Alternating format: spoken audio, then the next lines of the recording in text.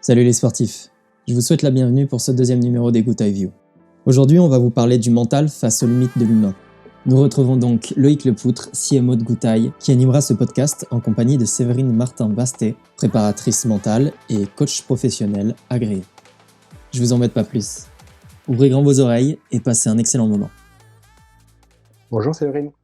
Donc aujourd'hui, on va parler préparation mentale, limite du corps humain, limite de nos esprits, limite de performance, et tous ces sujets-là qui fascinent les sportifs de tout niveau. Mais avant de commencer, je vais te laisser te présenter et puis on commencera à parler de ces sujets tous les deux, comme on a l'habitude de faire. Bonjour à tous et à toutes. Donc, du coup, Séverine Martin-Bastet. Donc moi, je suis actuellement préparatrice mentale. Donc j'accompagne des sportifs dans le cadre de leur saison, de leurs objectifs, de leur réathlétisation. Enfin voilà, ça dépend de leurs attentes. En tout cas, c'est de l'accompagnement. Je suis aussi coach. Donc j'accompagne des gens en entreprise sur des problématiques d'ordre plus professionnel, managérial, là aussi de gestion du stress, d'objectifs, de performance, de tout ce qu'on peut imaginer à ce niveau-là. J'accompagne des gens qui sont en entreprise, donc à la demande de l'entreprise, ou des gens qui sont en entreprise sur des sujets professionnels, mais qui se font accompagner à titre personnel, on va dire, qui font cette démarche eux-mêmes. Et puis voilà, à côté de ça, je fais aussi de la formation dans des domaines d'expertise de ma vie passée, parce que je vais vous parler un petit peu de comment j'en suis arrivée là, en fait, parce que moi, ça fait maintenant 2 ans que je me suis lancée sur cette voie-là et que j'ai créé ma structure d'accompagnement et de formation, mais auparavant, en fait, j'ai passé plus de 15 ans en entreprise, dans différents types d'entreprises d'ailleurs, dans le secteur des ressources humaines, avec une équipe où j'ai managé des gens, où j'ai beaucoup recruté, notamment, où j'ai travaillé au développement des compétences, enfin voilà, toutes des problématiques d'ordre RH dans différents milieux, ce qui était passionnant, mais qui, à un moment donné, m'a plus suffi, puisque moi, je voulais faire des ressources humaines pour traiter de l'humain, et à un moment donné, je me suis un peu heurtée à un mur, parce que l'humain n'était plus forcément la priorité, et c'était toujours la mienne. Donc j'ai continué à me développer, et c'est comme ça que je suis sortie de l'entreprise et que j'ai fait du coaching, mais ça explique pas le côté sportif, et ça c'est parce que j'ai toujours fait du sport, à mon petit niveau, mais en tout cas avec beaucoup de plaisir et d'envie, et l'idée d'essayer de toujours arriver à progresser, à performer plus, à comprendre comment ça marchait, et puis à prendre du plaisir. Et donc le côté sportif et cette notion de défi, de dépassement de soi, de goût de l'effort, c'est quelque chose qui, pour moi, est super important et qui m'a toujours interrogée. D'où la formation que j'ai faite en prépa mentale, et d'où l'envie de plonger dans ces univers et de faire le parallèle entre ce qu'on attend en entreprise et toute cette notion de performance et ce qu'on peut y mettre derrière, et ce qu'on fait pour les sportifs. Et d'ailleurs, comment aussi on arrive à allier le développement de la performance et le respect de l'individu. L'écologie de l'individu, j'appelle ça l'écologie. Donc ça, c'est des sujets qui me passionnent et pour lesquels je me mets en mouvement pour accompagner les gens qui me sollicitent.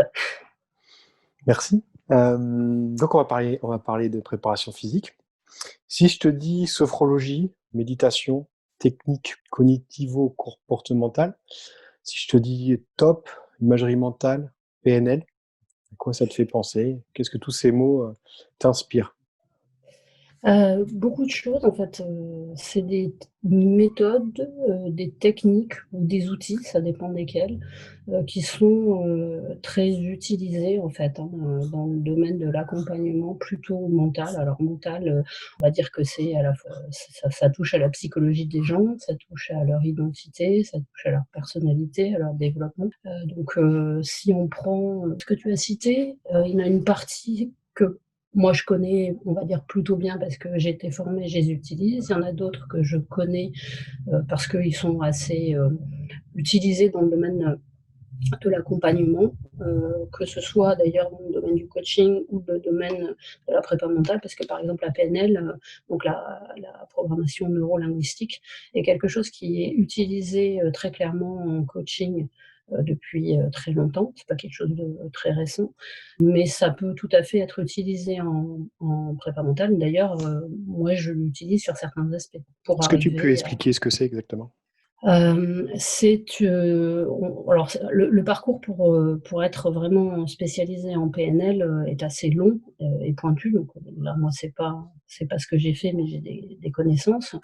Par exemple, c'est travailler sur, les croyances, les ancrages, des gens et arriver justement à, pouvoir, mettre en place de nouvelles croyances qui, par exemple, ne seraient permettrait de dépasser des limites. On est tous avec un paysage mental, qui nous est propre, avec notre propre carte du monde et notre propre lecture et celle-ci, comporte du coup, un certain nombre, de croyances positives et négatives. Donc les croyances positives, on fait avec et c'est celles qui nous aident et parfois on a des croyances limitantes comme, je sais pas, par exemple, qu'on n'est pas capable de faire telle chose.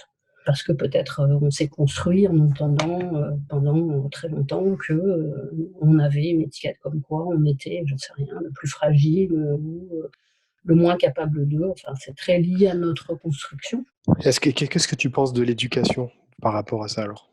Je pense qu'il y a beaucoup de choses qui se font à ce moment-là et qu'il y a plusieurs éléments que malheureusement on n'a pas dans l'éducation, en tout cas, à l'école et donc quelque part ça serait, dans les familles, que ça serait intéressant de mettre en place. La notion d'éducation positive, même si elle est très, elle peut aussi être très critiquée.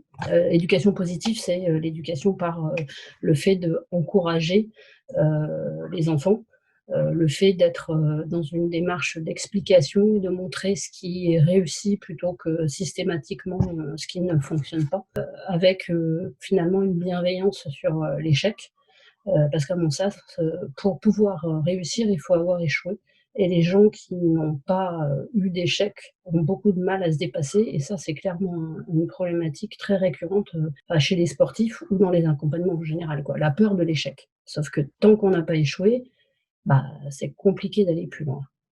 La meilleure chose à faire, pour certains, c'est d'échouer. Tu as déjà entendu parler de la notion de fiction narrative? Oui, j'ai des collègues qui travaillent en pratique narrative. Et c'est assez intéressant. Alors, je ne l'ai pas forcément moi utilisé avec des sportifs, mais en coaching, ça peut être pas mal. Les histoires qu'on se raconte, donc quelle est, l'histoire, que tu te racontes? Quelle est l'histoire que tu aimerais te raconter? Et on est, le fruit, d'une multitude d'histoires. Tout à l'heure, tu m'as demandé de me présenter. Je me suis présentée sous 3 aspects, mais finalement, j'aurais pu en utiliser, beaucoup d'autres. Je pourrais vous dire que je veux bien me raconter au travers de je suis, maman de 3 enfants et donc ça, c'est une autre, histoire narrative. Donc en fait, on en a plein. Le problème, c'est que la plupart du temps, on se réduit à une ou 2 qui sont des traces marquantes et quand ces traces marquantes sont finalement, celles qu'on a héritées parfois, dans notre famille et dans lesquelles on ne se reconnaît plus, elles peuvent être, bloquantes et c'est là que c'est intéressant d'aller travailler sur, finalement, quelle est, l'histoire que j'ai envie de me raconter et que j'ai envie de raconter aux autres. Et c'est très puissant, c'est très intéressant. Comme, dans la pratique narrative, on invite, les sujets qui peuvent être des problématiques. Donc, par exemple, la personne n'est jamais le problème, donc on peut, quand on a un blocage et qu'on nomme ce blocage, j'en sais rien, le stress, pré-compétitif, la peur de je sais pas quoi, on peut faire un dialogue à 3 et Quand tu reçois un athlète, on va dire un individu qui f qu'on décrit comme un athlète, d'accord? Donc notre fiction narrative le classe dans la catégorie d'athlète. Quels sont tes premiers réflexes? Quelles sont les premières choses que tu veux connaître, savoir dans le début de l'entretien pour que ensuite qu'est-ce que tu fais en premier, quoi? Voilà, quand tu reçois quelqu'un, qu'est-ce que tu fais en premier? Qu'est-ce que tu recherches à comprendre? En fait, je suis un peu ce que tu m'as demandé tout à l'heure, c'est-à-dire que je l'écoute. La première des choses, c'est de lui demander, finalement comment lui, il se perçoit ou comment est-ce qu'il se décrit, qui il est, Voilà, quel athlète il est, comment il est arrivé là, comment il est arrivé, à son sport, à sa pratique, quelle a été un peu sa pratique, antérieure. Est-ce que, il a fait que ce sport? Est-ce qu'il en a fait d'autres? Comment est-ce qu'il se situe? Ça, c'est très intéressant en tant qu'athlète. Comment est-ce qu'il se voit? Est-ce qu'il se voit, comme un athlète performant? Est-ce qu'il se voit comme un athlète qui a réussi? Quel est aussi, son son objectif? Mais moi, ce qui m'intéresse, c'est finalement d'essayer de comprendre un peu à quoi il se compare. Quel est son étalonnage, en fait? Quel est son référentiel? Son paysage?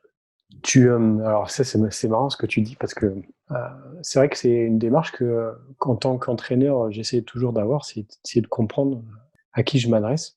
Tu parles de... Donc je veux revenir sur cette histoire d'éducation. Quand tu as la personne en face de toi, est-ce que tu essayes de comprendre sa personnalité profonde ou la personnalité qu'on a voulu qu'elle soit? Alors, j'essaie de comprendre les 2. Moi, ce qui m'intéresse, c'est la personnalité en émergence. Enfin, en général, quand, je vois quelqu'un, c'est qu'il a envie soit d'avancer et d'aller encore plus loin, soit qu'il a un problème et qu'il est bloqué, soit qu'il tourne en rond, enfin, ce qui revient un peu au même. J'ai parfois des gens qui vont très, très bien et qui se disent qu'ils peuvent aller encore mieux et aller encore plus loin et qui veulent aller apprendre encore plus et ça, c'est juste passionnant. C'est possible, mais c'est des gens qui ont déjà, en général, soit cheminé avec d'autres personnes, soit beaucoup cheminé tout seuls, heu et c'est tout à fait possible. Hem, mais la plupart du temps, c'est des gens quand même qui, à un moment donné, se posent plein de questions et sont face à quelque chose qu'ils n'arrivent pas à dépasser et donc du coup, moi, ce qui m'intéresse, c'est de comprendre, c'est finalement, c'est qu'ils ont déjà commencé à muter d'une certaine façon et qui est-ce qu'ils ont envie de devenir? Quelle est la personnalité qui est là, que je perçois, mais surtout, aussi qu'est-ce qu'il y a derrière? Donc c'est les 2 en fait. En fait, la première chose que je fais, c'est de leur demander de me raconter un peu leur histoire quoi. Leur histoire avec le sport, leur histoire un peu de vie, quel est l'objectif. Leur histoire un peu de famille, dans le sens où, comment ils étaient perçus, comment ça s'est passé, pour leur scolarité et cetera. Enfin moi je sais screener ça et j'apprends des tas de choses comme ça et en vrai, on repère parfois, des comment dire? Des types de personnalités avec certains atypismes qui ont malheureusement pour eux pas forcément été, détectés. C'est-à-dire qu'on leur a pas fait de retour sur, le fait qu'ils avaient un mode de fonctionnement qui était on est tous différents, mais peut-être encore plus différent que la moyenne dans laquelle on essaie de nous mettre et de nous normaliser et que ça leur a causé, souvent beaucoup de désagréments et une vision d'eux-mêmes souvent assez négative. Alors qu'en fait, ils y sont pour rien et que c'est juste un fait et que c'est après un travail, d'acceptation et de repartir là-dessus. À quel moment tu t'es rendu compte que des facteurs extérieurs pouvaient jouer sur ce que tu étais? Et quand tu as réalisé ça, vers, vers, vers comment tu t'es senti? Quel a été derrière les jours qui ont suivi, les semaines qui ont suivi au niveau psychologique? Dans quel état tu étais quand tu as découvert qu'en fait, tu pensais être, mais tu n'étais pas? Heu, j'ai découvert ça quand j'étais en entreprise, à un moment donné, quand ça commençait à aller moins bien. Pour être vraiment très honnête, en fait, dans mon boulot, ça allait plutôt bien. J'étais plutôt performante et perçue comme telle. Par contre, moi, je sentais un décalage, intérieur et une énorme frustration, en fait et du coup, j'avais l'impression de me dédoubler. Donc déjà, c'était un peu compliqué sans être, dans des phases, aiguës, mais ouais, j'avais l'impression de me dédoubler. Je faisais beaucoup de sport, je m'entraînais beaucoup et puis je m'entraînais encore plus et donc j'étais encore plus performante en entreprise et j'étais encore plus mal et à un moment donné, il y a eu une espèce de truc où, finalement, il y avait, comme une explosion et j'étais écartelée. Là, je me suis dit: «Mais il y a un truc qui se passe, je comprends pas. Je comprends pas, il y a des facteurs extérieurs et puis c'est pas moi, quoi». Et là, j'ai commencé à ré enfin, j'avais déjà entamé une démarche et je commençais à réfléchir un peu plus à, finalement, qu'est-ce qui m'avait menée à faire ça? Qu'est-ce que j'avais vraiment envie? À quoi je répondais en faisant ça? Quelle peur, j'essayais de combler? Enfin, voilà. J'ai commencé à réfléchir un peu, enfin, et j'avais déjà pas mal réfléchi avant, mais là, j'ai commencé à avoir des réponses et du coup, je me suis dit: «Ouais, mais moi, j'ai pas envie J'ai plus envie de ça, j'ai envie d'autre chose, j'ai plus envie d'être coincée et puis voilà et puis j'ai commencé un peu ma propre mutation. Je me suis formée, j'avais déjà commencé à me former et j'ai continué à me former pour avoir des clés en me disant: «Bah, je veux me former pour moi, mais c'est la plupart des gens, c'est comme ça et je veux pouvoir, encore plus accompagner les gens et aller là où je me sens utile, j'ai l'impression que je fais quelque chose qui sert aux autres et c'est hyper, gratifiant en fait, ça je crois que tu vois tout à fait ce que je veux dire. Donc le Exactement. retour qu'on a, enfin moi mon plaisir, c'est de voir que quand j'appelle quelqu'un avec qui j'ai travaillé, qui me dit: «Ah ouais, bah, je suis bien, je suis content» ou sur des petites choses, hein, parce qu'on révolutionne pas la vie, hein. Je suis pas un magicien, voilà, hein, je suis pas Dieu, pas du tout, Tu hein, c'est ouvres loin de là. tu ouvres les esprits Voilà et puis après si les et gens ils ont après envie, j ils y vont. exactement et après les gens, ils font ce qu'ils veulent de ça. Mais parfois c'est juste fabuleux parce qu'il y a un petit truc et puis tu les revois 15 jours après et en fait, ils ont été hyper vite dans leur cheminement et ils te renvoient des trucs, tu dis: «Ah top!» Je donc vois ça, très c'est bien ce chouette. que tu veux dire. J'aimerais qu'on aborde aussi, alors on reprend un petit peu ce qu'on disait tout à l'heure, catégorisation de l'individu et son impact sur, la société, mais aujourd'hui, ce qui nous intéresse, c'est surtout son impact sur le sportif. Est-ce que tu peux nous dire un petit peu comment tu essayes de démêler tout ça, de déconstruire pour que les athlètes, ils apprennent à ressentir ce ce qu'ils sont profondément et les raisons pour lesquelles ils font toutes ces choses qui sont, leur activité sportive? Ben, en fait, sur des choses qui peuvent paraître très, très, très basiques, mais qui sont rares, en fait, c'est de repartir sur se poser la question, «Pourquoi?» mais sauf que quand on la pose à quelqu'un, c'est pas pareil que quand il se la pose tout seul. «Pourquoi tu fais ce que tu fais?» et ça paraît quand même un peu con, mais pourquoi est-ce que tu t'entraînes autant? Pourquoi est-ce que tu, as autant, envie de faire tout ça? Et le pourquoi, c'est pourquoi faire et qu'est-ce que ça t'apporte derrière, en fait? Donc bah, parfois j'ai des gens qui, en fait, ont plein parce qu'on peut y mettre plein de choses derrière, on peut avoir plein de réponses différentes. Moi, si je réponds, je vais répondre avec ce que j'y mets moi, mais toi, tu vas peut-être répondre autre chose et puis une autre personne encore autre chose. Mais il y en a, en fait, je leur pose la question et ils arrivent pas à répondre, en fait. Et ça, c'est pas que la personne elle a rien, c'est pas vrai. C'est juste que ça monte dans notre éducation, ça revient à ce qu'on dit. C'est-à-dire qu'on n'apprend pas aux gens à se poser un moment des questions pour savoir, qu'est-ce qu'ils font de l'intérieur? Qu'est-ce qu'ils ont envie de faire? Enfin, finalement, il y a des gens ou alors il y en a qui me répondent: «Bah, je fais ça, bah, parce que, je veux performer, je veux faire un top, je veux monter sur un podium, je veux faire tel chrono». Donc c'est des résultats de performance, je l'entends complètement. Sauf que quand on est un athlète et y compris sur du haut niveau, si la seule motivation, si la seule réponse à cette question, c'est ça, bah, à mon avis, on va avoir un problème assez rapidement ou à un moment donné de motivation. Parce que c'est pas suffisant. Ça, c'est quelque chose qui est lié au regard extérieur, à l'ego. Mais c'est pas la motivation profonde. On peut pas faire 15 à 20 heures, 30 heures d'entraînement et y laisser la moitié de sa peau et sacrifier des choses sans avoir un moteur plus profond, quelque chose qui répond. Alors, ça peut être, j'en sais rien, plein de choses, être dehors, être Et si tu vois, dans la nature. est-ce qu'il y a une réponse à ça? Est-ce qu'il peut ne pas y avoir de réponse? Ah, pourquoi je fais ça?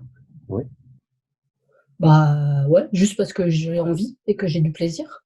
Moi, la personne exact. qui me dit: «Je fais ça parce que ça me fait plaisir», bah, c'est une réponse en soi et c'est une vraie réponse. Mais dans les sportifs qui font ça, il y en a plein, il y en a pas beaucoup qui sont connectés à leur plaisir. Ça, c'est D'accord, un des éléments. c'est important.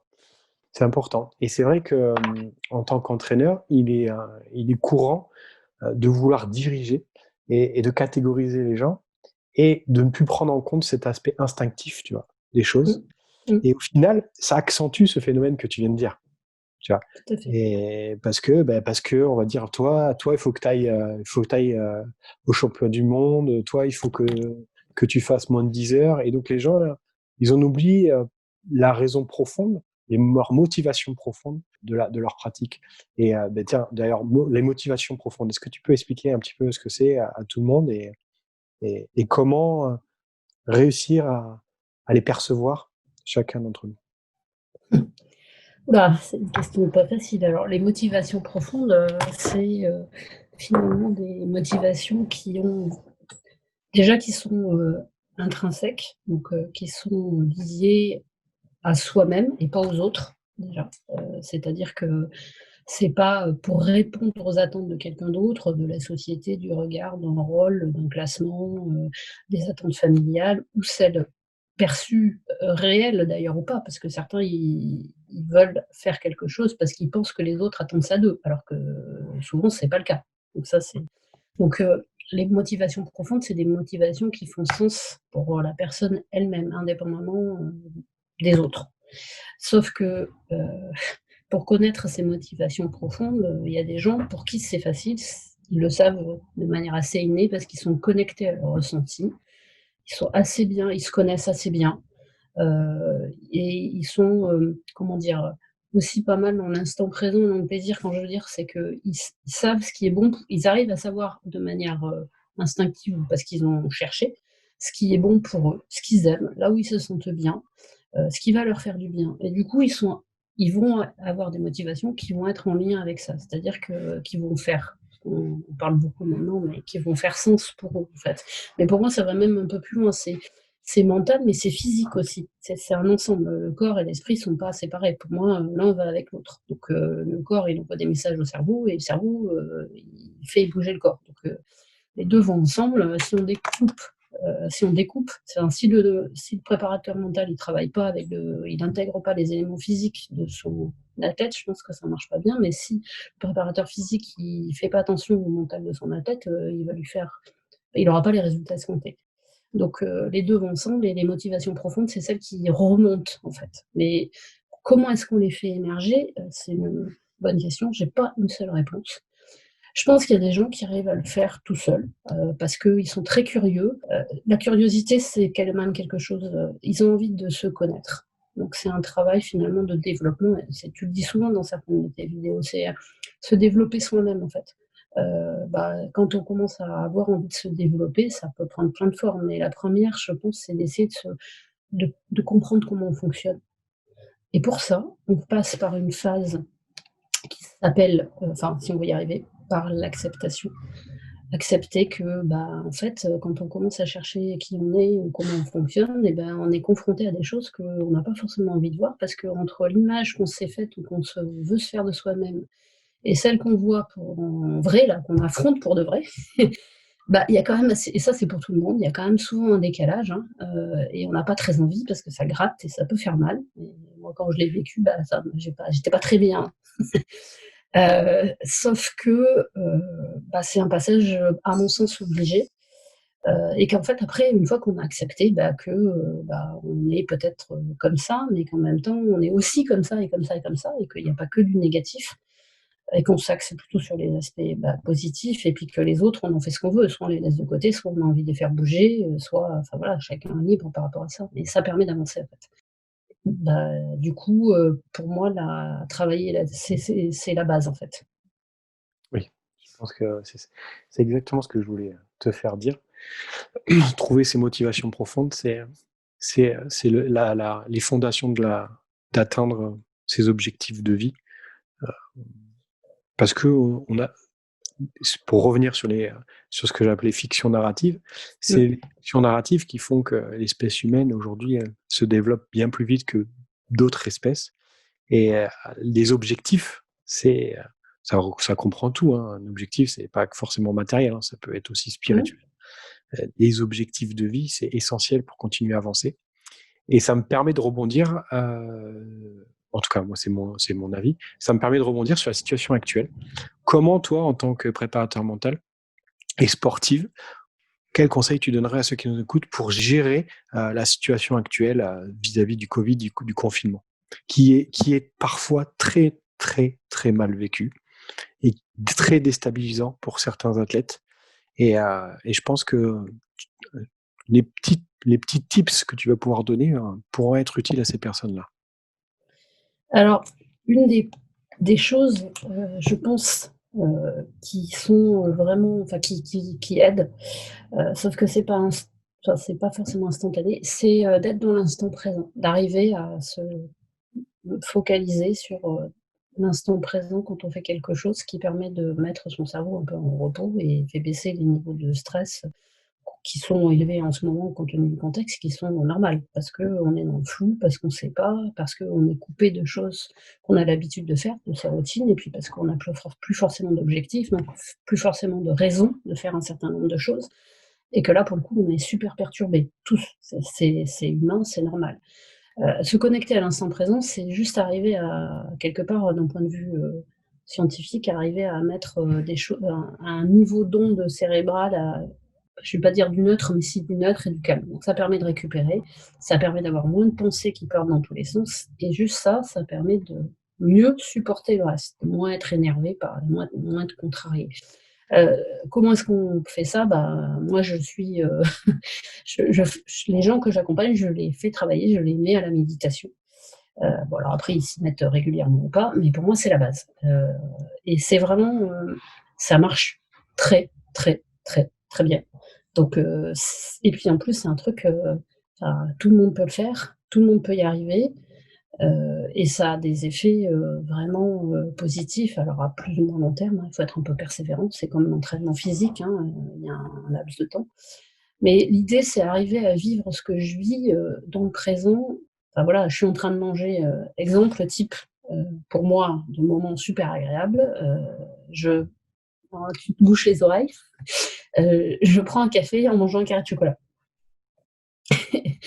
Et ben, quand je fais ça, j'essaie d'être vraiment dans ce que je fais. C'est-à-dire comme c'est un moment plaisant pour moi, j'essaie d'être, là et de me rendre compte de, bah, la taille de mon carré de chocolat, qu'est-ce qu'il y a dessus, le dessin, mon café, la tasse dans laquelle je prends, l'endroit où je suis, ce que je fais et pas juste, je bois mon café et je mange mon carré de chocolat et en fait, bah, j'ai même pas conscience de ce que je suis en train de faire parce qu'en fait, je suis en train de penser, aux courses que j'ai pas faites, à un tel que je dois appeler, et puis mon fils qui va arriver, et puis à tel autre truc. Et puis mes pensées sont en train de se percuter, je passe d'une liste à l'autre, et ça s'arrête jamais, parce que ça peut ne jamais s'arrêter en fait. La méditation, le fait d'apprendre en fait, avec des techniques de respiration, avec des techniques de focalisation, heu, permet d'arriver à avoir ces espèces d'instants où on s'occupe de soi et où on est dans sa bulle et on ne fait qu'une chose, enfin on essaie, se concentrer sur ce qu'on est en train de faire. Ça paraît très bête, mais en fait, c'est pas facile, ça fait souvent peur parce que les gens qui font beaucoup de sport et qui en fait, bah, s'équilibrent par le sport et par, ben, le mouvement, ont souvent peur en fait, de se mettre à la méditation parce que: «Oh là là, passer 5 minutes assis sans rien faire, mon Dieu, mais comment ça va être possible?» Bah, en fait si, c'est possible parce que d'abord, méditer, c'est pas rien faire, déjà. Et puis, parce qu'en fait, on peut y trouver un grand plaisir même si c'est pas facile. Donc ça peut être vu aussi un peu comme un challenge, mais voilà. Donc une des premières choses, c'est ça. Je dirais, ensuite, c'est essayer, de prendre les choses, alors pour ceux qui est des sportifs, qui peuvent être, qui mal vivre le confinement et le contexte parce qu'en fait, il y a plus d'objectifs, il y a plus vraiment de saison. Donc finalement, à quoi bon faire tout ça? Il y a un truc dont moi je suis persuadée, c'est que, bah, c'est l'idée de faire des comment dire? Des difficultés, finalement une opportunité, hein, de faire, transformer en opportunité. Bah, finalement, ce contexte, c'est un très bon moment et un très bon moyen de travailler son mental et son agilité et c'est aussi comme dans une blessure, au moment où on peut plus courir, où on peut plus s'entraîner, c'est un très bon au lieu de que ça soit la fin du monde, bah, transformons-le en opportunité et travaillons sur des éléments qu'on n'a pas le temps de faire autrement parce que justement, ce temps-là, on le passe à courir ou à s'entraîner. Bah, là, on va s'entraîner autrement. Bah, c'est un peu l'idée. C'est essayer de se décaler, en fait. Moi, je suis une fervente, du pas de côté. On fait un pas de côté pour regarder la situation et puis si le pas de côté, ça suffit pas, eh ben, on essaie de monter au-dessus pour l'avoir d'en haut. Heu, il y a pas qu'une façon de voir les choses, il faut essayer d'en voir une autre qui va être plus positive pour nous, en fait. Donc ça demande un effort, hein. Ça se fait pas tout seul, hein. Et la méditation de pleine conscience? Bah, c'est ce que enfin, en tout cas, c'est ce que je préconise et c'est avec, ça que je travaille. Alors la méditation de pleine conscience, il y a pas d'aspect, spirituel ou religieux, hein.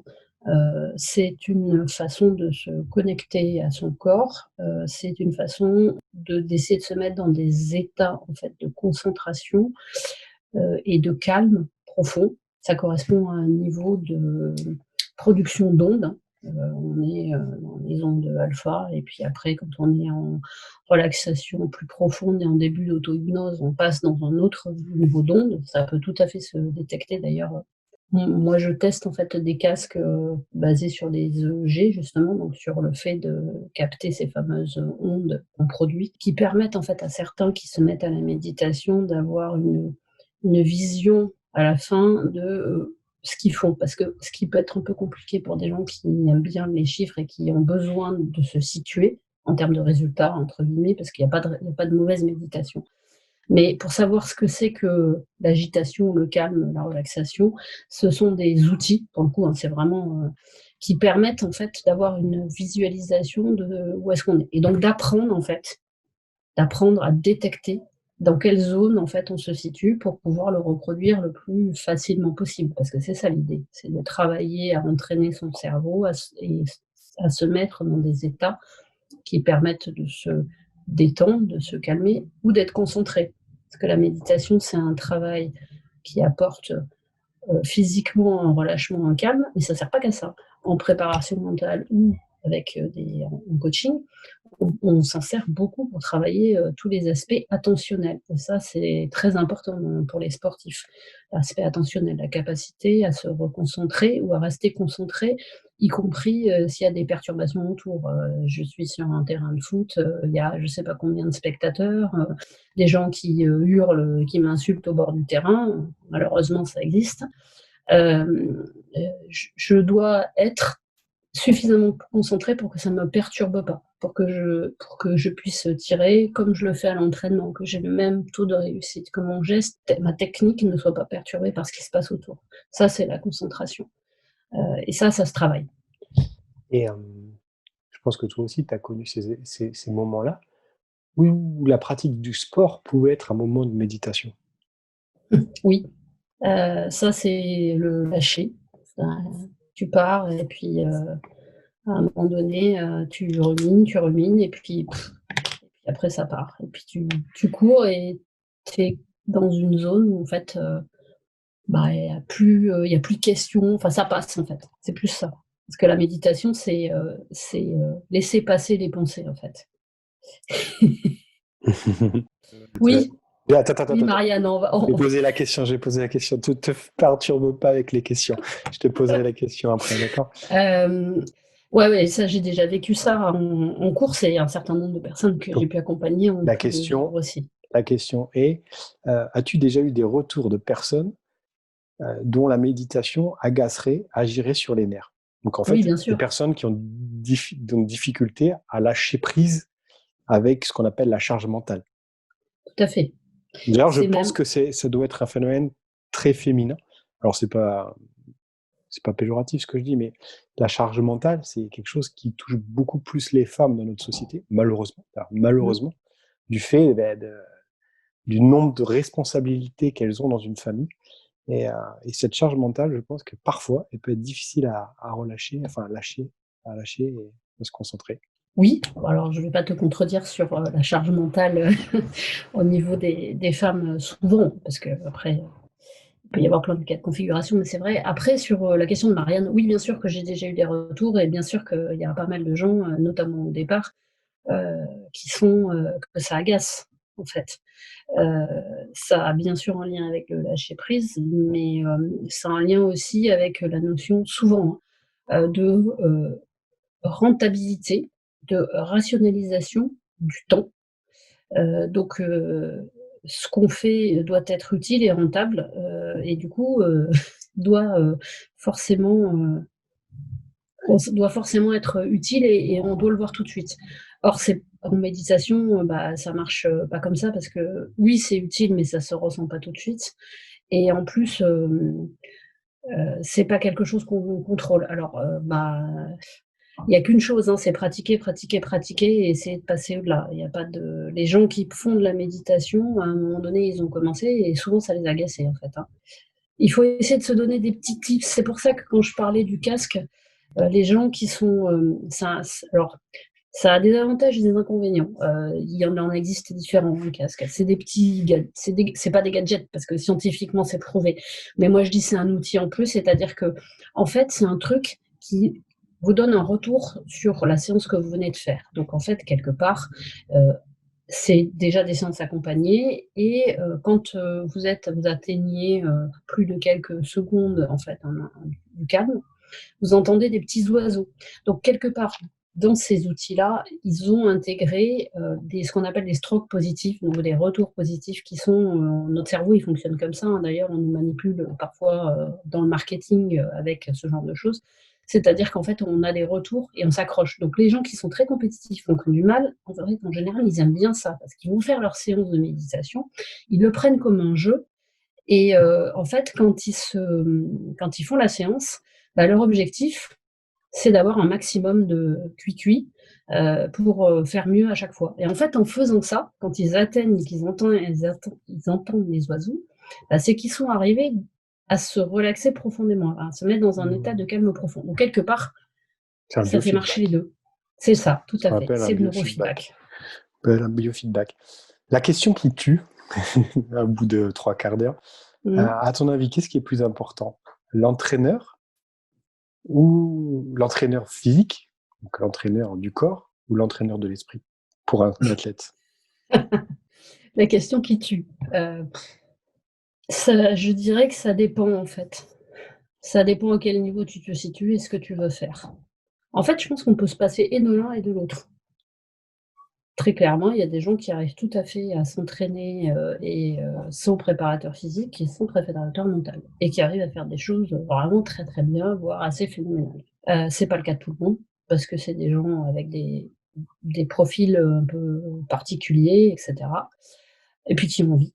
Heu J'ai envie de te dire que, en tout cas à l'heure actuelle, ce qui est sûr, c'est qu'on se passe plus du préparateur mental que du préparateur physique. Parce que clairement, la prépa mentale est quand même, pas un truc ultra développé.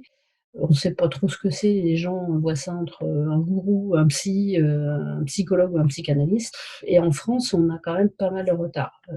Les pays anglophones, et les États-Unis, il y a longtemps qu'ils ont intégré ça, y compris, la méditation. Quand tu vas dans un NBA, en basket, ça fait 40 ans qu'ils font ça, hein, donc je veux dire, on n'a pas inventé, voilà quoi. Je pense que tu peux progresser assez rapidement avec un préparateur physique, et que, finalement la prépa mentale, souvent elle arrive, quand, la personne elle est allée un peu, pas au bout, mais qu'elle commence à buter sur, la progression qu'elle peut avoir au niveau physique et à ce moment-là, souvent, on se dit: «Ah ouais, mais bon les blocages maintenant, le gain il se fait plus au niveau physique, il va se faire dans le dépassement des autres petits trucs à côté». C'est souvent comme ça que ça arrive. Après, bah, tu peux commencer à travailler, les 2 conjointement et souvent tu gagnes du temps. Ça dépend en fait, où on en est et ce qu'on veut faire. D'expérience, des sports collectifs, les entraîneurs qui ont les entraîneurs qu'on donc le mot entraîneur, hein, qu'on utilise le mot Mmh. entraîneur, les entraîneurs qui ont les meilleures réussites sont avant tout des managers. C'est des managers d'esprit et pas forcément des techniciens. Tout Et à en fait. fait, ma question, alors je repose ma question différemment, est-ce que tu penses que dans les sports individuels, ce phénomène est aussi à la même proportion que dans les sports collectifs, aussi important chez les entraîneurs de sport individuel? Est-ce que ces entraîneurs qui sont plus des managers de l'esprit sont meilleurs, enfin en tout cas, on amène leurs sportifs à aller plus loin que les autres? Oui. Je pense que, d'abord, parce qu'ils les poussent à se connaître, à commencer par se connaître, alors, ou seuls ou en travaillant avec eux, enfin voilà, il y a plein de possibilités, pas forcément avec, mais oui, parce qu'ils les poussent en fait à comprendre comment ils fonctionnent. Ils les poussent à beaucoup observer, à travailler sur, sur, leurs forces, mentales. Qu'est-ce qu'ils aiment? Comment est-ce qu'ils fonctionnent? Est-ce que c'est des athlètes, impulsifs? Est-ce que c'est des athlètes, très, rationnels, très, dans l'analyse. Ils ont besoin de quoi, pour, se sentir bien et pour jouer et on peut être tous différents. Et commencer par comprendre ça et le comprendre pour des sportifs qui commencent jeunes, faire ça jeune, mais c'est juste fabuleux. Parce qu'ils partent avec un capital de confiance aussi, parce que ça joue sur la confiance, on va avoir dans ses capacités à réussir, qui va être supérieur aux autres. Donc, ceux qui sont capables de faire ça sont en général ceux qui accompagnent les autres plus loin. Après, il faut qu'ils sachent aussi en jouer, c'est-à-dire que enfin, en jouer entre guillemets, c'est que, accompagner mentalement, c'est pas dire oui à tout. Des fois, c'est souvent aussi confronter la personne ou en tout cas la laisser, face à un miroir, ou voir, face à des choses qu'elle a pas forcément envie de voir. Et pour autant, bah, si elle les voit pas, bah, elle va les éviter et à un moment donné, elles vont lui revenir en plein dans la figure, au moment où elle en aura pas forcément besoin. Donc quand je pense à des entraîneurs, alors ils ont tous ils ont des méthodes, à eux avec leur personnalité, hein, donc après il faut trouver, si c'est en ce sens-là, je pense que tout le monde ne peut pas convenir à tout le monde.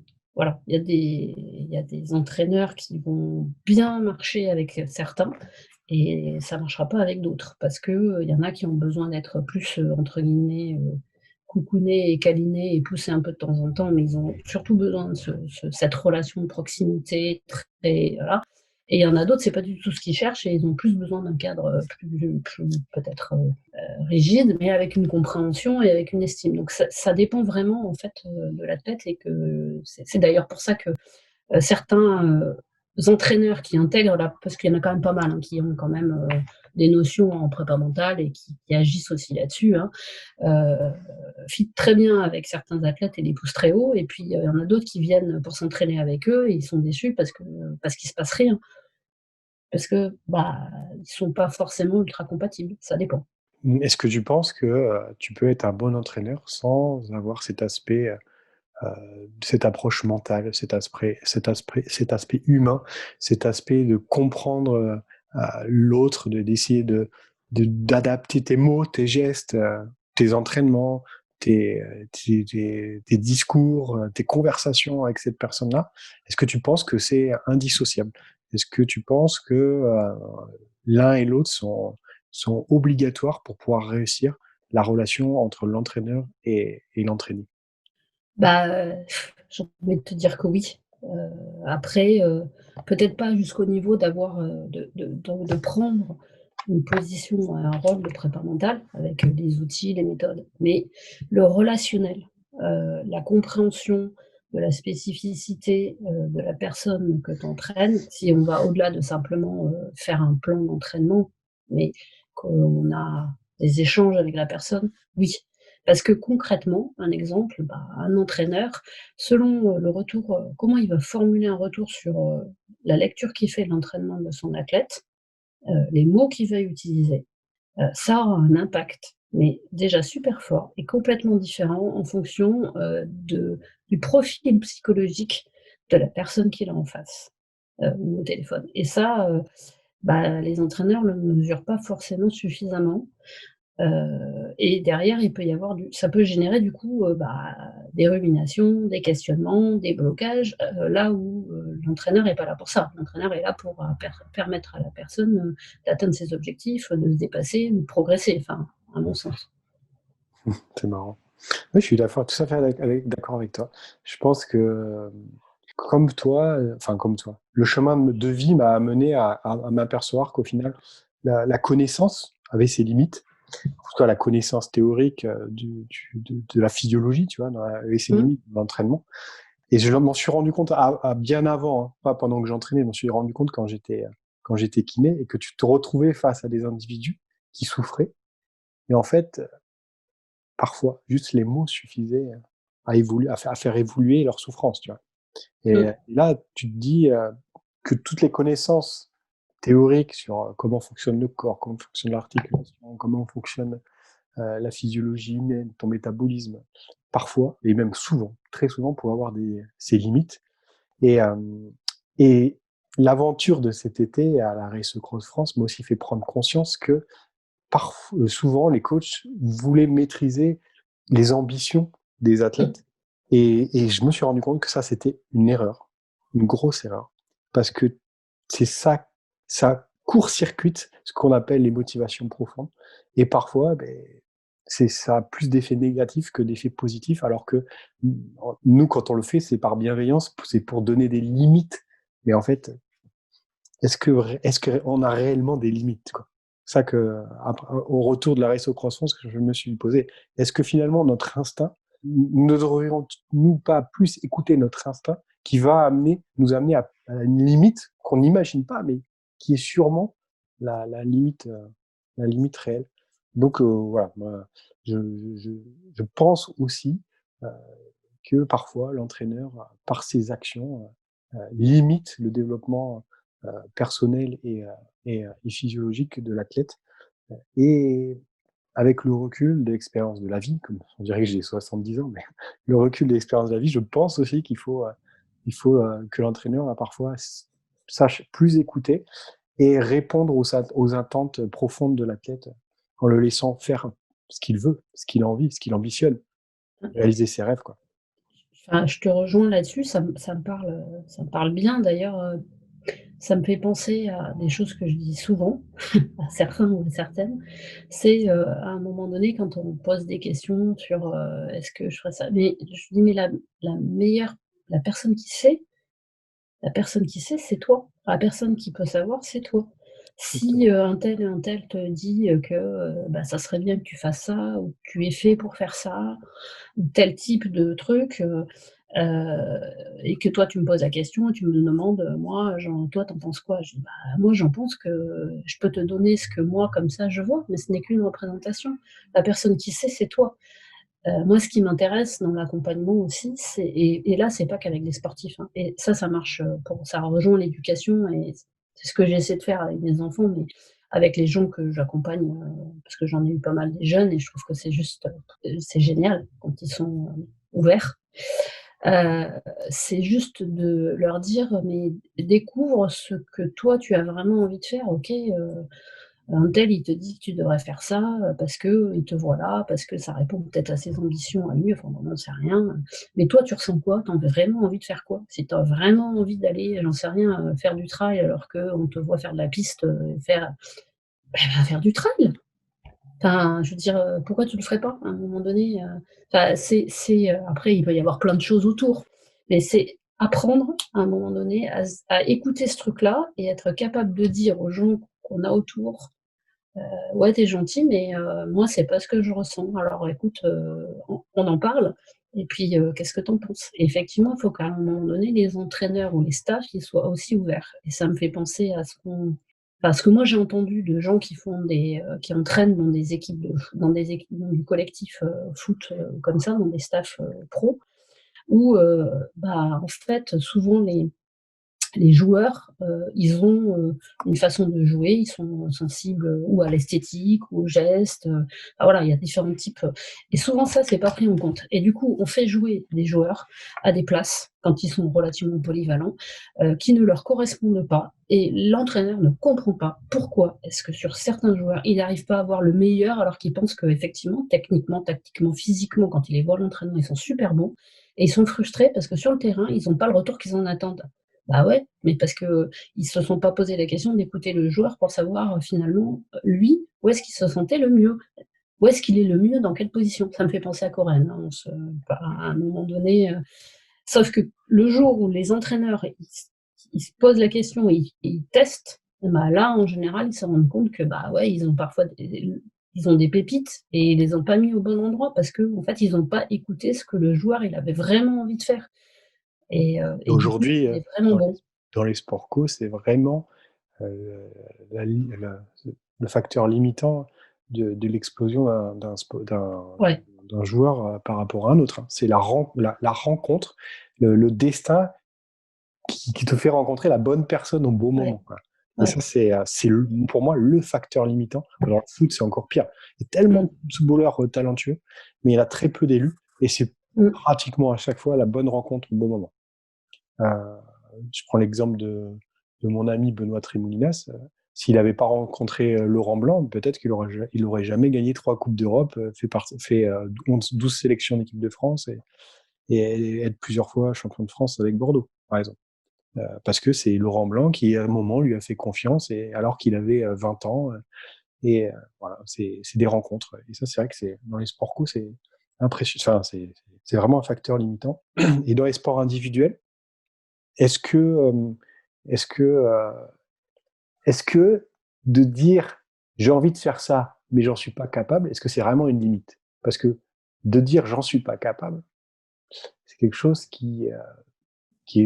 qu'on peut entendre, mais il faut toujours se poser la question, mais qui a dit que j'en étais pas capable? Est-ce que c'est moi? Est-ce que c'est quelqu'un autour de moi? Mmh. Et pour revenir sur l'histoire de l'entraîneur, maintenant, depuis mon retour de la Race Cross France, quand quelqu'un vient me voir et me dit je veux faire ça, je me place plus dans le rôle de la personne qui dit non, tu vas pas faire ça parce que tu peux pas le faire ça. Non, moi je dis maintenant, fais-le et je t'aide à le faire.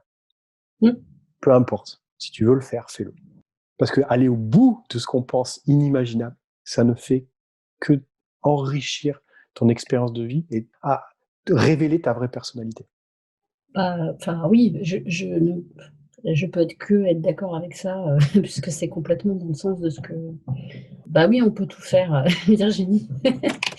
Heu, en fait, je pense qu'on peut en tout cas, on peut essayer de tout faire. Le truc, c'est que finalement, souvent, soi-même, parfois les entraîneurs, mais on se met dans une position finalement que de résultat. C'est-à-dire qu'on veut savoir, avant d'avoir pris le départ, on veut avoir la certitude qu'on va arriver à faire ce qu'on veut faire. Sauf que ça, je suis désolée, mais c'est pas la vraie vie et c'est pas vraiment le sport non plus. C'est-à-dire que tu tu peux tout faire. Tu peux prendre le départ de n'importe quel truc si tu le souhaites. Enfin, après tu peux te faire accompagner, tu peux te préparer pour. Tu peux te préparer, tu peux mettre le plus de facteurs physique, mental, technique, stratégique, enfin bon bref, tu peux te préparer au maximum. Alors peut-être tu seras super préparé et tu finiras, peut-être tu seras super préparé et tu finiras pas. En tout cas, ce qui est sûr, c'est que tu auras tenté l'aventure et que tu auras été au bout de ce que tu voulais faire en te donnant la possibilité d'y aller. Et moi, je trouve que c'est ça qui est chouette. C'est qu'on présume pas finalement du fait qu'on va réussir ou qu'on va pas réussir. Enfin, on présume on va réussir. Mais on accepte le fait que peut-être on réussira pas. Et alors ça, c'est une notion qui pour moi en prépa mentale et en sport, mais dans la vie, qui est juste super importante parce que en fait, ça donne le droit d'échouer, mais ça donne surtout la possibilité de réussir, en fait. Parce que souvent, en fait, on fait pas des choses et moi ça m'est arrivé un certain nombre de fois, avant, de pas faire des choses parce qu'en fait, j'avais peur d'échouer et que du coup, je voulais pas me mettre dans une situation où je pensais que j'étais pas suffisamment sûre de réussir. Mais en fait, qu'est-ce qui me permettait de dire que j'allais pas réussir? En fait, avec le recul, maintenant, je me dis: «Mais en fait, c'est juste moi qui me disais j'avais juste peur, mais j'aurais tout à fait pu réussir» et j'ai fait des alors on en a plein, hein, moi j'ai fait des choix, comme ça, pour éviter des choses parce que je pensais que j'allais pas réussir. Alors que bah, je pense que c'est faux, c'est juste qu'il faut se je voulais pas accepter que ça soit possible que je réussisse pas, en fait. C'est comme, ne s'inscrire qu'à des courses que tu es sûr de finir, quoi. Bah, ouais, mais c'est une façon de se limiter et c'est soi-même qui se limite, hein, parce qu'en fait, on peut faire des tas de choses. On peut prendre le départ et puis aller au bout d'un truc qu'on pensait que jamais on aurait pu faire. Mais on a essayé. Oui, je suis d'accord avec toi.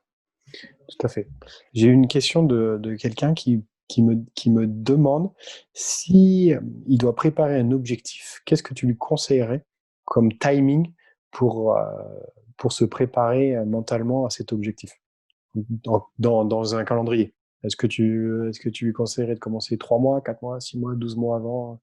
Ça dépend un peu de l'ampleur de son objectif, j'ai envie de dire. C'est difficile de répondre comme ça, en fait. Ça dépend déjà de quel niveau de connaissance il a de lui-même, ce qu'il a déjà fait avant, en fait. S'il a déjà fait, beaucoup de compétitions avec, heu, des choses assez longues, en fait, où il a dû puiser déjà dans ses ressources, apprendre un peu à voir comment il fonctionnait, comment est-ce qu'il gère son stress, comment il gère sa récupération, comment il est capable de se concentrer, bah, plus il a déjà des connaissances là-dessus, plus ça va aller vite et moins il se connaît et on va dire et plus il aura besoin d'un peu de temps, pour, faire ce travail, à mon avis, de base, de connaissance, d'appropriation de soi-même pour après mettre en place des outils.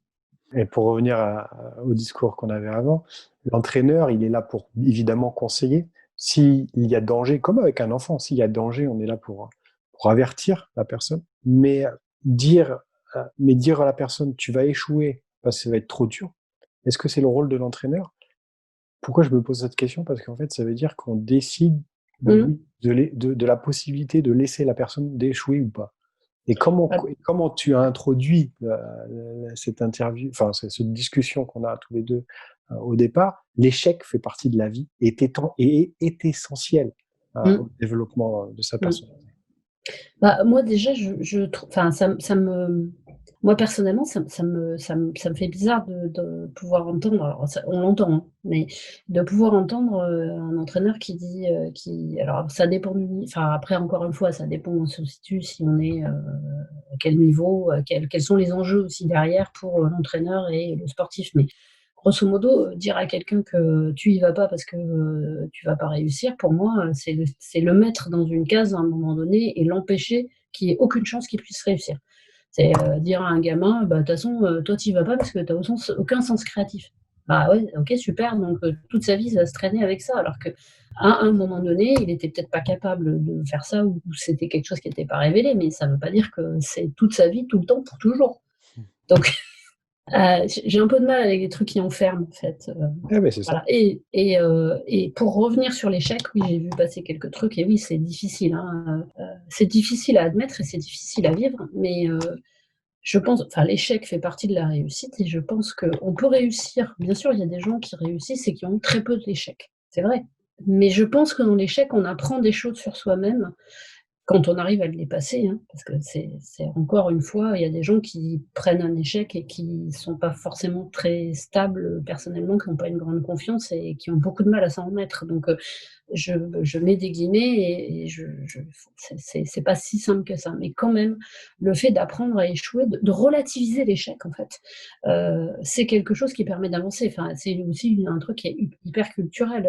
Regardez l'éducation ou les Américains ou les Anglo-Saxons avec ça. Il y a beaucoup de choses qui, à moi, me font bondir, mais quand même, il y a un truc, c'est que, c'est quand même des cultures où, on regarde la réussite des gens au travers des échecs qu'ils ont eus. C'est-à-dire que concrètement, donc c'est encore une fois une question de je me décale et comment j'analyse les choses. Plus j'ai eu d'échecs chez eux, c'est presque plus c'est positif, d'une certaine façon, en tout cas pour les entrepreneurs et tout.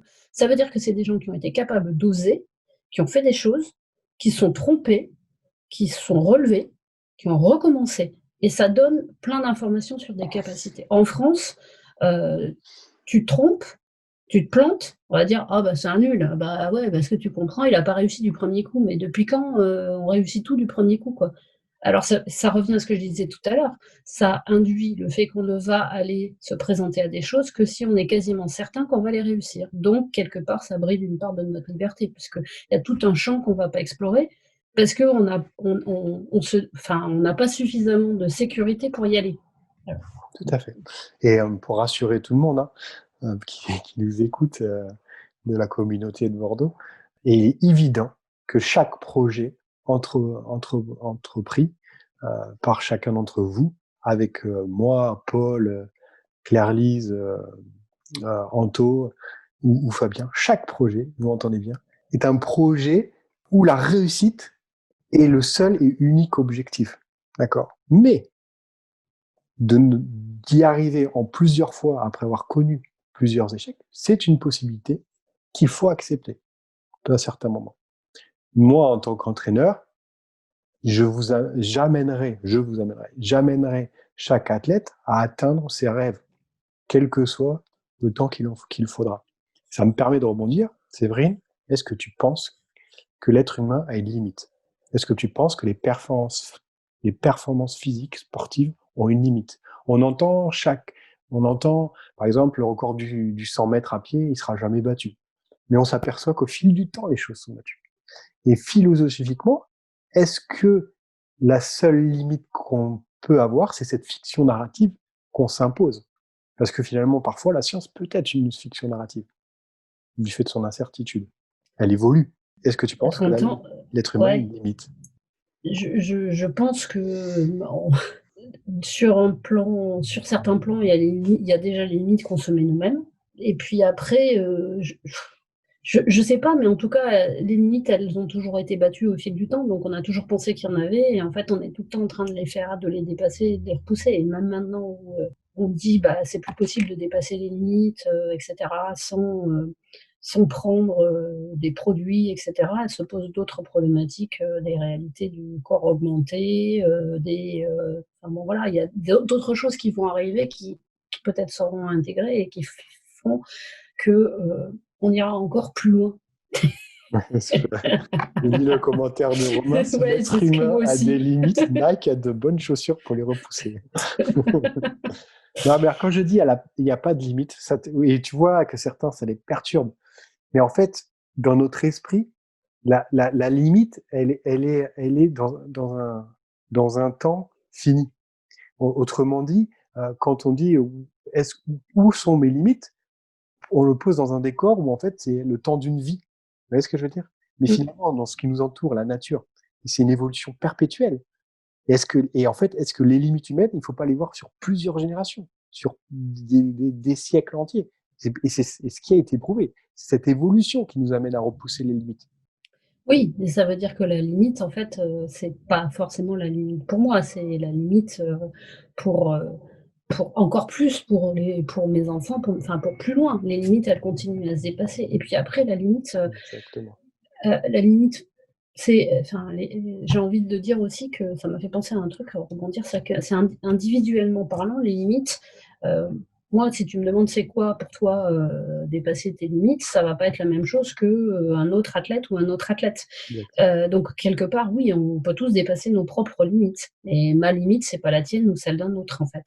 Et après, sauf si on parle de sciences et de physique, mais même encore là-dessus, je serais bien incapable de dire quelles sont mes limites parce que je pense que je les ai pas atteintes, mais j'ai pas cherché forcément à les atteindre. Mais tu vois, c'est un truc.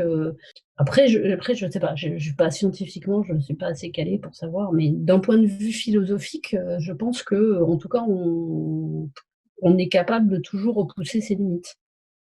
De l'instant, en tout cas. Voilà, de l'instant. Ouais, tout à Et les fait. limites, ça sous-entend pas, ça ne comprend pas que les limites physiques. Il y a les limites Non. mentales, les limites émotionnelles. Ah bah, on est bien, oui, clairement. Heu Ce qui est important de comprendre dans l'histoire de la réussite et de l'échec, c'est comment, voilà, l'image, la meilleure image, c'est l'enfant. Quand il apprend à marcher, il tombe, il se relève, il continue, il tombe, il se relève. Il y a des enfants, ils vont y arriver tout de suite. Puis des Mmh. enfants qui vont mettre plus de temps pour y arriver. Et en fait, l'apprentissage de l'échec, c'est cet apprentissage-là qui permettra de se relever. Et l'échec, ce n'est pas que l'échec de la compétition. Mmh. C'est ça il faut sortir de cet imaginaire-là. L'échec aussi, c'est l'échec à l'entraînement. Et certaines se reconnaîtront. Combien d'échecs tu as connus à l'entraînement pour réussir à la compétition? C'est ça le rôle de l'entraîneur aussi. C'est d'amener, de repousser les limites de la personne hors l'entraînement et pas seulement à la compétition, à l'entraînement, tout le temps la chercher pour que le jour J, ce qui paraissait impossible le devienne parce qu'on s'est préparé, parce qu'on a préparé son corps, mais aussi son esprit par les échecs successifs. Et là, je dis Après ça parce qu'en fait, il y a beaucoup qui n'ont pas compris pourquoi des fois des séances n'étaient pas faisables. Mais ah! parfois, c'est volontaire. Voilà. Ah oui, alors ça, c'est un sujet, sur lequel moi-même j'ai pu, tester et discuter. Voilà. Après, ce n'est que ma compréhension, mais moi je pense qu'il y a un certain nombre de séances qui ne sont pas faisables, enfin que tu mets pour qu'elles ne soient pas faisables et finalement en face, le but étant, de voir, jusqu'où la personne elle peut aller.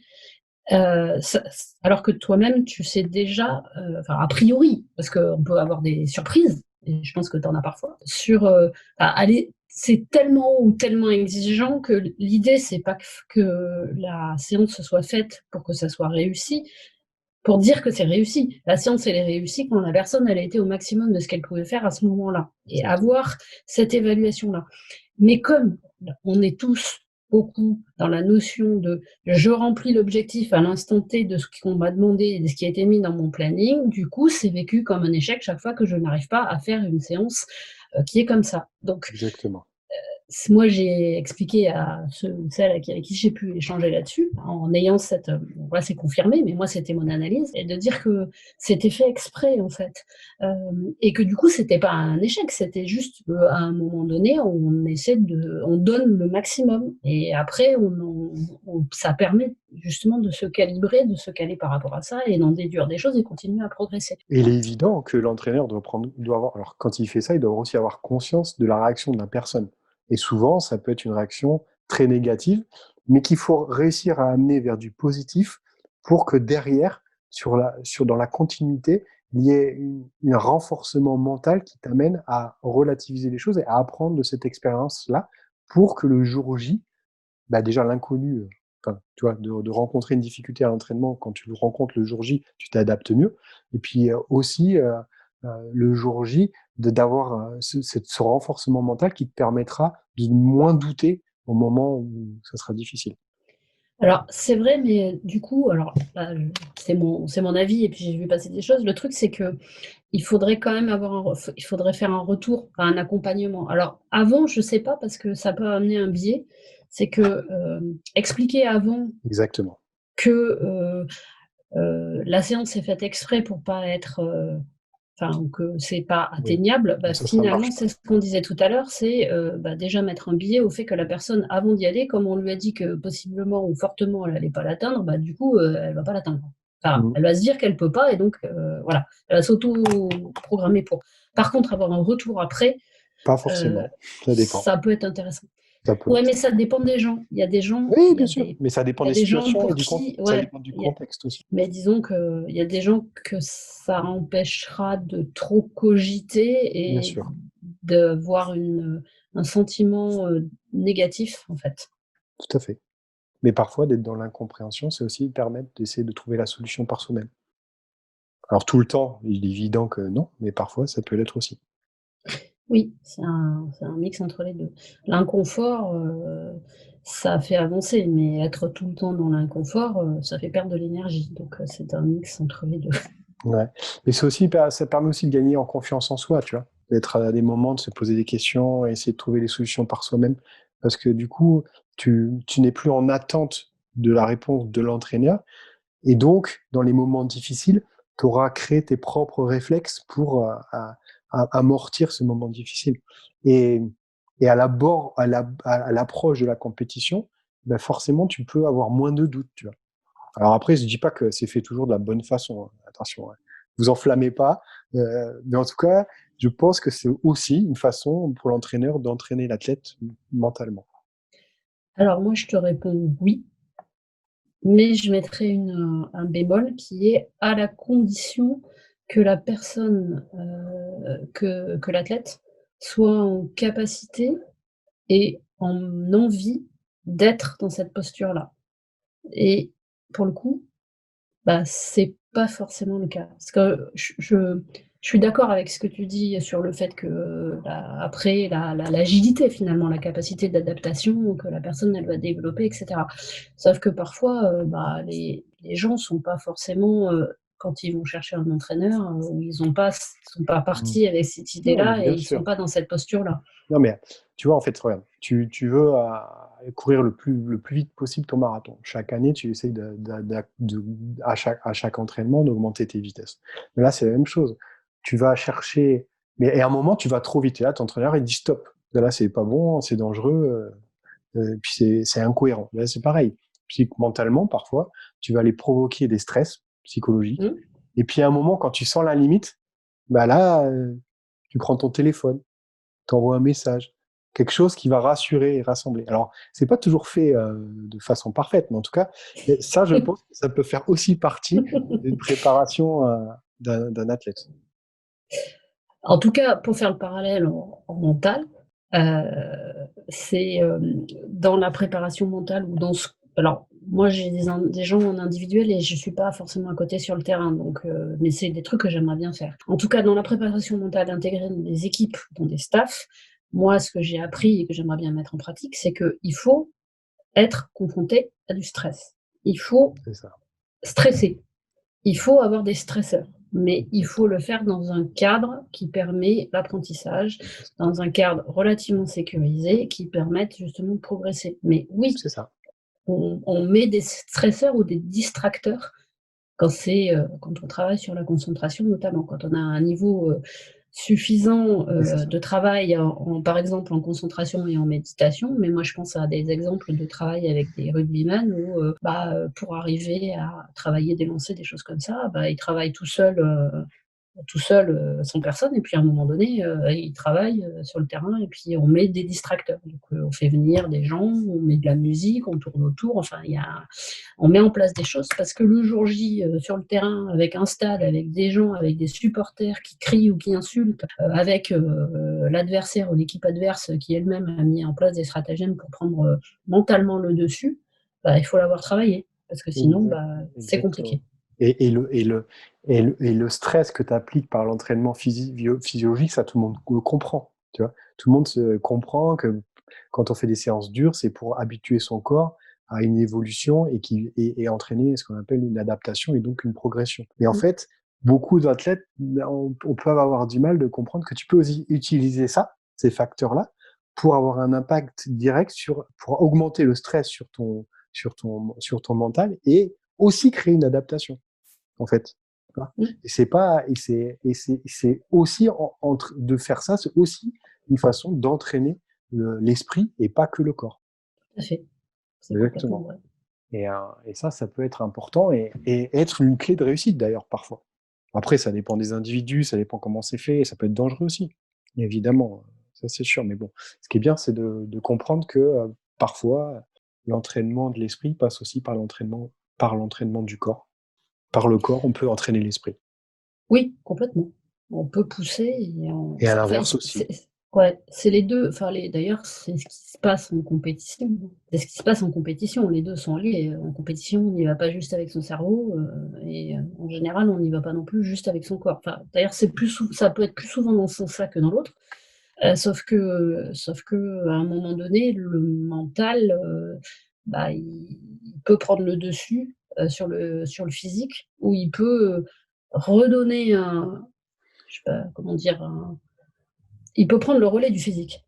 Là où, en fait, Mmh. physiquement, c'est plus possible, c'est le mental qui va faire qu'on va y arriver et parfois on a encore le physique, mais le mental arrête, heu, bloque et on s'arrête. Donc, c'est sûr que c'est des situations, les situations de compétition sont des situations, enfin, assez extrêmes qu'on ne peut pas reproduire comme ça à l'entraînement et puis reproduire ça de manière, régulière, ça serait effectivement possiblement dangereux, extrêmement fatigant, mais créer des exercices de mise en situation où on fait travailler les 2, c'est un élément de progression. Après, dans l'accompagnement et dans les retours qu'on peut faire, effectivement, pour certains, je Bien pense que entendu. ça mérite, quelques retours. Mais je crois que tu l'avais compris. J'avais compris. Mais bon, tout le monde, c'est évident. On peut toujours que s'améliorer dans tout ce qu'on fait. Ça, c'est pareil pour tout le monde. Mmh. Bon, voilà. Donc, si je devais conclure tout ça, c'est on entraîne l'esprit par le corps et on entraîne le corps aussi par l'esprit. Par l'esprit. Et ça, c'est très important de bien, voilà, de bien visualiser ce schéma et de dire préparation mentale, ben, très bien, c'est travailler l'esprit pour ton corps, mais l'inverse aussi fonctionne et ça fait aussi partie de la préparation mentale. Ouais, Complètement. C'est ça, pour ça que c'est intéressant pour, les gens qui font alors tu as des entraîneurs qui sont formés et qui font les 2. Après, il y a une question de formation, il y a une question de rôle. C'est-à-dire que c'est difficile d'être, à la fois l'entraîneur et le préparateur mental de la même personne, mais dans un staff, d'avoir toutes les casquettes. Parce que là, c'est pour le coup, c'est vraiment une question de casquette. Parce qu'il y a des choses que tu dois faire ou que tu peux faire dans une certaine position qui vont être plus compliquées à faire dans l'autre. Il y a une question de cohérence, tout à heu fait. mais concrètement, les 2 vont ensemble et là où ça marche bien, c'est quand, on peut arriver à avoir dans une équipe, quelqu'un qui travaille, enfin qui accompagne sur l'un et sur Tout l'autre à ou qui fait. se parlent, et qui ont une vision un peu globale, de l'athlète ou de l'équipe ou du staff, enfin du collectif. Et ouais, et puis c'est tout à fait ça. Et répondre à la question de Flo tout à l'heure, la synergie entre le préparateur mental et l'entraîneur, il est indispensable parce que l'entraîneur, il aura plus d'action sur les stress physiques pour entraîner le mental. alors que préparateur mental, elle sera inversement. Et que l'entraîneur joue le rôle de préparateur mental, parfois ça peut être compliqué dans la relation entre l'entraîné et l'athlète. Ça, c'est exactement ça. Oui, parfois c'est compliqué. Par contre, ce qui est intéressant, c'est, je pense que pour le préparateur, l'entraîneur, d'avoir des retours sur, quand il travaille, hein, en prépa mentale, ça peut être intéressant d'avoir des retours par rapport à ça. Parce que, bah, ça serait intéressant qu'il y ait des choses qui soient intégrées dans sa préparation, du coup, sur, l'athlète. Et dans l'autre sens, c'est intéressant pour le préparateur mental d'avoir des retours du terrain quand il n'y est pas, sur justement des réactions, face à certaines situations ou certaines incompréhensions parfois de l'entraîneur par rapport aux réactions de son athlète. Heu et c'est là que c'est se poser des questions pour arriver à mieux comprendre, pour arriver à toujours pareil, accompagner, arriver à atteindre un objectif, que ce soit un objectif, de résultat ou que ça soit un objectif de progression. Sachant que pour moi, en fait, on a des objectifs de résultat souvent parce qu'on a des objectifs de progression. Enfin, parce que les 2 sont mélangés. Tout à fait. Il y a beaucoup d'entre nous là qui, l'année prochaine vont faire moi je pense des épreuves, qu'on appelle de dingue. Donc il y en a beaucoup, ils vont faire la RSE Cross France, sur le 1100 ou le 2600. Il y en a beaucoup qui vont faire l'Altriman. Il y en a beaucoup qui vont faire des ultra trails. Il y en a beaucoup qui vont faire des swimruns, ultra longs là, je sais pas comment on appelle ça, des ultra swimruns. Toi, par rapport à ces défis, qu'est-ce que tu pourrais leur amener comme conseil pour, pour bien vivre l'année, jusqu'à ce moment qu'ils attendent tous? Gérer leur peur, gérer les stress, gérer l'entraînement, gérer leur emploi du temps pour atteindre l'objectif. Il y en a beaucoup qui vont faire des Ironman, tout ça. Qu'est-ce que tu leur conseillerais? Heu, bah, de poser à plat. Alors, c'est pas digital, tu vois? Un des premiers outils du préparateur mental, c'est le stylo et le crayon. Parce que le cerveau cognitivement, bah, il y a beaucoup de choses qui se passent par l'écrit et du coup, bah, déjà, noter. Vous voulez faire un truc, bah, commencez par noter, ce que vous voulez faire, où vous voulez arriver, se poser la question de finalement, qu'est-ce que j'ai envie d'aller réussir là-bas? Qu'est-ce que je vais jouer? Qu'est-ce qui va m'aider? Voilà, qu'est-ce que j'ai comme ressources déjà là, maintenant, tout de suite, sans avoir commencé la préparation? Sur quoi je peux m'appuyer? Ma famille, ce que j'ai fait avant, ma connaissance, de trail mais moins long, qu'est-ce que je peux transposer? Qu'est-ce que j'ai réussi? Tout ce que j'ai pu réussir jusque-là. Peut-être poser aussi les questions que je me pose, les peurs que j'ai, de quoi j'ai le plus peur dans cette épreuve-là, voilà, j'ai peur de quoi? Parce que pour le coup, là, je pense que si, puisque je pense qu'il y en a pas mal effectivement qui veulent faire des choses, de la RAF ou des choses, très longues, bah, ils seraient tous certainement assez surpris, de la différence des réponses. De quoi j'ai peur finalement? Qu'est-ce qui me fait le plus peur là-dedans? Bah, il y en a, ils ont peur de rien, donc là, pour le coup, c'est encore autre chose. Et puis il y en a, ils ont peur de trucs, qui pour le voisin d'à côté vont leur paraître mais juste assez, mais hallucinants. Et ce qui est intéressant d'ailleurs parfois dans les partages de pratiques comme ça, parce qu'on le fait, moi je le fais, mais pour d'autres choses en entreprise, c'est de se rendre compte finalement qu'on a tous peur et que c'est normal déjà à la base. C'est si tu as pas peur du tout qu'à un moment donné, peut-être tu peux te po on ça c'est un autre sujet, mais on peut se poser des questions. La peur c'est humain, hein, c'est ce qui nous fait aussi nous dépasser, c'est ce qui nous fait, ce qui nous protège. Et qu'après, bah, justement, on a tous des peurs différentes, donc c'est assez rassurant finalement de voir qu'on n'a pas peur de la même chose, en fait. C'est une bonne vision des choses.